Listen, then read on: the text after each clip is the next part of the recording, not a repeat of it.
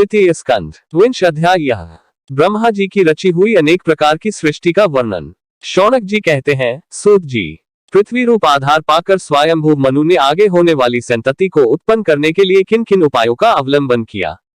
विदुर जी बड़े ही भगवत भक्त और भगवान श्री कृष्ण के अनन्य सुहृद थे, इसलिए उन्होंने अपने बड़े भाई धृतराष्ट्र को उनके पुत्र दुर्योधन के सहित भगवान श्री कृष्ण का अनादर करने के कारण अपराधी समझकर त्याग दिया था।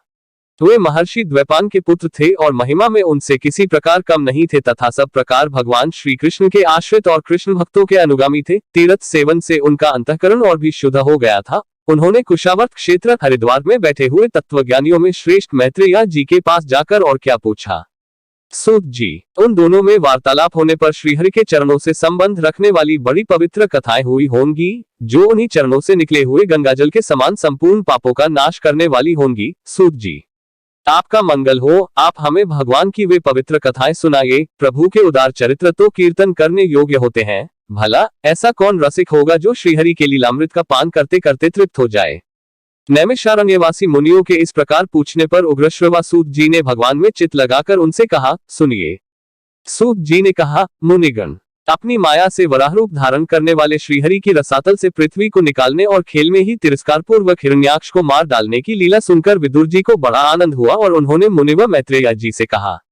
विदुर जी ने कहा, ब्राह्मण, आप परोक्ष विषयों को भी जानने वाले हैं, अतः यह बतलाइए कि प्रजापतियों के पति श्री ब्रह्मा जी ने मरीचि आदि प्रजापतियों को उत्पन्न करके फिर सृष्टि को बढ़ाने के लिए क्या किया। मरीचि आदि मुनीश्वरों ने और स्वयंभू मनु ने भी ब्रह्मा जी की आज्ञा से किस प्रकार प्रजा की वृद्धि की। क्या उन्होंने इस जगत को पत्नियों के सहयोग से उत्पन्न किया या आपने अपने कार्य में स्वतंत्र रहकर अथवा सबने एक साथ मिलकर इस जगत की रचना की। श्री मैत्रेय जी ने कहा, विदुर जी, जिसकी गति को जानना अत्यंत कठिन है, उन जीवों के प्रारब्ध, प्रकृति के नियंता पुरुष और काल, इन तीनों हेतुओं से तथा भगवान की सन्निधि से त्रिगुणमा प्रकृति में क्षोभ होने पर उससे महत्तत्व उत्पन्न हुआ। देव की प्रेरणा से रजह प्रधान महत्तत्व से वैकारिक, सात्विक, राजस और तामस तीन प्रकार का अहंकार उत्पन्न हुआ। उसने आकाशादि पांच पांच तत्वों के अनेक वर्ग प्रकट किए। वे सब अलग अलग रहकर भूतों के कार्यरूप ब्रह्मांड की रचना नहीं कर सकते थे, इसलिए उन्होंने भगवान की शक्ति से परस्पर संगठित होकर एक सुवर्णवर्ण अंड की रचना की। वह अंड चेतना शून्य अवस्था में 1000 वर्षों से भी अधिक समय तक कारणावधि के जल में पड़ा रहा। फिर उसमें श्री भगवान ने प्रवेश किया। उसमें अधिष्ठित होने पर उनकी नाभि से सहस्र सूर्यों के समान अत्यंत देदीप्यमान एक कमल प्रकट हुआ, जो संपूर्ण जीव समुदाय का आश्रय था। उसी से स्वयं ब्रह्मा जी का भी आविर्भाव हुआ है। जब ब्रह्मांड के गर्भरूप जल में शयन करने वाले श्री नारायण देव ने ब्रह्मा जी के अंतःकरण में प्रवेश किया, तब वे पूर्वकल्पों में अपने ही द्वारा निश्चित की हुई नाम रूपमयी व्यवस्था के अनुसार लोकों की रचना करने लगे। सबसे पहले उन्होंने अपनी छाया से तामिश्र, अंधतामिश्र, तम, मोह और महामोह यो 5 प्रकार की अविद्या उत्पन्न की। ब्रह्मा जी को अपना वह तमो में शरीर अच्छा नहीं लगा, अतः उन्होंने उसे त्याग दिया। तब जिससे भूख प्यास की उत्पत्ति होती है, ऐसे रात्रि रूप उस शरीर को उसी से उत्पन्न हुए यक्ष और राक्षसों ने ग्रहण कर लिया। उस समय भूख प्यास से अभिभूत होकर वे ब्रह्मा जी को खाने को दौड़ पड़े और कहने लगे, इसे खा जाओ, इसकी रक्षा मत करो, क्योंकि वे भूख प्यास से व्याकुल हो रहे थे। ब्रह्मा जी ने घबराकर उनसे कहा, अरे यक्ष राक्षसों, तुम मेरी संतान हो, इसलिए मुझे भक्षण मत करो, मेरी रक्षा करो। उनमें से जिन्होंने कहा खा जाओ, वे यक्ष हुए, और जिन्होंने कहा रक्षा मत करो, वे राक्षस कहलाए।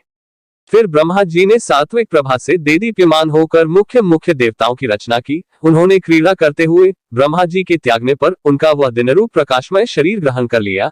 इसके पश्चात ब्रह्मा जी ने अपने जघनदेश से कामासक्त असुरों को उत्पन्न किया। वे अत्यंत कामलोलुप होने के कारण उत्पन्न होते ही मैथुन के लिए ब्रह्मा जी की ओर चले। यह देखकर पहले तो वे हंसे, किंतु फिर उन निर्लज असुरों को अपने पीछे लगा देख भयभीत और क्रोधित होकर बड़े जोर से भागे। तब उन्होंने भक्तों पर कृपा करने के लिए उनकी भावना के अनुसार दर्शन देने वाले शरणागत वत्सल वरदायक श्रीहरि के पास जाकर कहा।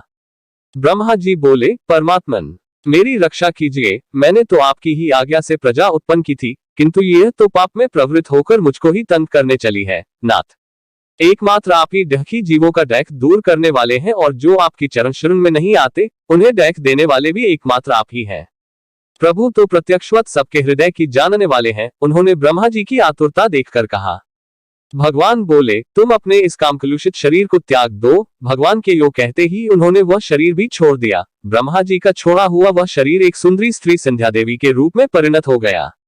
उसके चरण कमलों के पायजेब झनकृत हो रहे थे, उसकी आंखें मतवाली हो रही थीं और कमर करधनी की लड़ों से सुशोभित सजीली साड़ी से ढकी हुई थी। उसके उभरे हुए स्तन इस प्रकार एक दूसरे से सटे हुए थे कि उनके बीच में कोई अंतर ही नहीं रह गया था। उसकी नासिका और दंतावली बड़ी ही सुघर थी तथा वह मधुर मधुर मुस्कुराती हुई असुरों की ओर हाव भावपूर्ण दृष्टि से देख रही थी। वह नीली नीली अलकावली से सुशोभित सुकुमारी मानो लज्जा के मारे अपने अंचल में ही सिमटी जाती थी। विदुर जी, उस सुंदरी को देखकर सबके सब असुर मोहित हो गए। आहो, इसका कैसा विचित्र रूप, कैसा अलौकिक धैर्य और कैसी नई अवस्था है। देखो, हम काम पीड़ितों के बीच में यह कैसी बेपरवाह सी विचर रही है। इस प्रकार उन कुबुद्धि दैत्यों ने स्त्री रूपिणी संध्या के विषय में तरह तरह के तर्क वितर्क करके फिर उसका बहुत आदर करते हुए प्रेम पूर्वक पूछा, सुंदरी, तुम कौन हो और किसकी पुत्री हो? भामिनी, यहाँ तुम्हारे आने का क्या प्रयोजन है?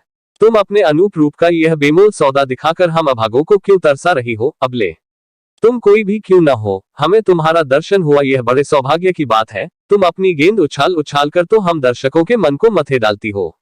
सुंदरी, जब तुम उछलती हुई गेंद पर अपनी हथेली की थपकी मारती हो तब तुम्हारा चरण कमल एक जगह नहीं ठहरता, तुम्हारा कटि प्रदेश स्थूल स्तनों के भार से थकसा जाता है और तुम्हारी निर्मल दृष्टि से भी थकावट झलकने लगती है। आहो, तुम्हारा केशपाश कैसा सुंदर है। इस प्रकार स्त्री रूप से प्रकट हुई उस सायंकालीन संध्या ने उन्हें अत्यंत कामासक्त कर दिया और उन मूढ़ों ने उसे कोई रमणीरत्न समझकर ग्रहण कर लिया।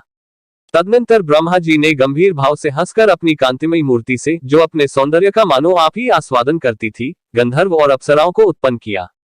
उन्होंने ज्योत्सना चंद्रिका रूप अपने उस कांति में प्रिय शरीर को त्याग दिया। उसी को विश्वावसु आदि गंधर्वों ने प्रसन्नता पूर्वक ग्रहण किया। इसके पश्चात भगवान ब्रह्मा ने अपनी तंद्रा से भूत पिशाच उत्पन्न किए। उन्हें दिगंबर, वस्त्रहीन और बाल बिखेरे देख उन्होंने आंखें मूंद ली। ब्रह्मा जी के त्यागे हुए उस जन्भाई रूप शरीर को भूत पिशाचों ने ग्रहण किया। इसी को निद्रा भी कहते हैं, जिससे जीवों की इंद्रियों में शिथिलता आती देखी जाती है। यदि कोई मनुष्य जूठे मुंह सो जाता है तो उस पर भूत पिशाचादि आक्रमण करते हैं, उसी को उन्माद कहते हैं।